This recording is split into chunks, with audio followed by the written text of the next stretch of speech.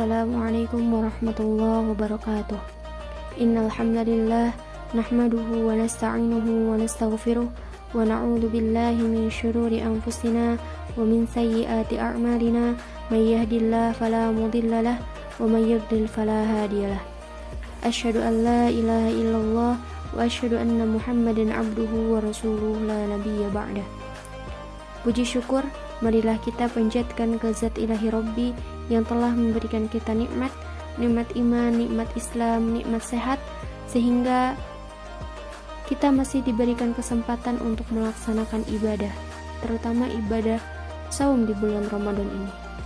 Shalawat beserta salam semoga tetap tercurah limpahkan kepada qudwah kita, suri tauladan kita, yakni Habibana wa Nabiyana Muhammad sallallahu alaihi wasallam, kepada keluarganya, para sahabatnya, tabi'atnya, dan mudah-mudahan sampai kepada kita selaku umatnya hingga nanti kita bisa berkumpul kembali di jannahnya. Amin ya Allah ya Rabbal Alamin. Dari Abdullah bin Amr, ia berkata bahwa Rasulullah sallallahu alaihi wasallam bersabda, "Iqra'ul Qur'ana fi syahrin." Qultu inni ajidu quwwatan hatta qala, "Faqra'uhu fi sab'in wa la tazid 'ala dzalik." Rawahul Bukhari. Bacalah, khatamkanlah Al-Quran dalam sebulan. Abdullah bin Amr lalu berkata, "Aku mampu menambah lebih dari itu." Beliau pun bersabda, "Bacalah Al-Quran dalam 7 hari, jangan lebih daripada itu." Hadis riwayat Bukhari.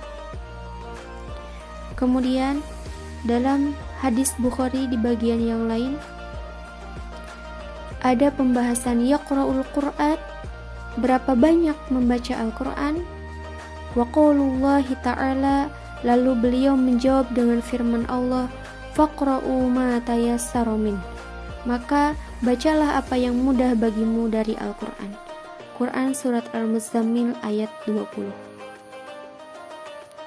Hadirin rahimakumullah, bulan Ramadan adalah bulan Al-Quran. Setiap manusia pasti mempunyai target untuk menghatamkan Al-Quran.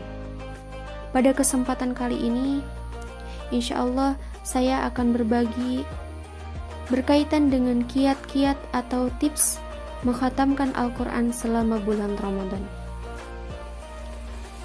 Yang pertama yaitu mau membaca Al-Quran atau semangat membaca Al-Quran di awal sampai akhir Ramadan.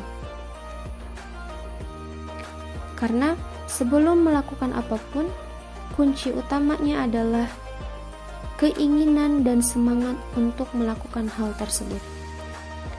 Kemudian yang kedua adalah target. Kita harus mempunyai target. Di bulan Ramadan ini kita akan menghatamkan berapa kali? 2 kali, 3 kali, 5 kali, dan seterusnya. Sebagai contoh, apabila kita menghitung target menggunakan mushaf Utsmani, maka jika target kita 2 kali, otomatis setiap ba'da sholat kita harus membaca sebanyak 4 lembar. Subuh 4 lembar, zuhur 4 lembar, asar 4 lembar, maghrib 4 lembar, dan isya 4 lembar. Kemudian jika kita mentargetkan 3 kali khatam Al-Quran, maka di setiap ba'da sholat kita harus membaca sebanyak 6 lembar. Apabila 6 lembar itu berat untuk kita laksanakan dalam 1 kali duduk, maka kita bisa membaginya menjadi 2 bagian. 3 lembar qabla sholat dan 3 lembar lagi ba'da sholat. Maka dalam 1 waktu kita akan membaca sebanyak 6 lembar. Kemudian tips yang ketiga yaitu ketika membaca Al-Quran niatnya tulus karena Allah. Seperti dalam hadis yang sudah tidak asing lagi di telinga kita, innamal a'malu binniyat, segala sesuatu tergantung pada niatnya.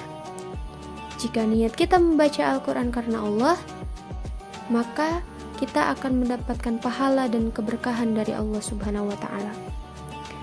Kemudian yang keempat adalah perhitungkan jadwal haid. Ini yang sering kita lupa.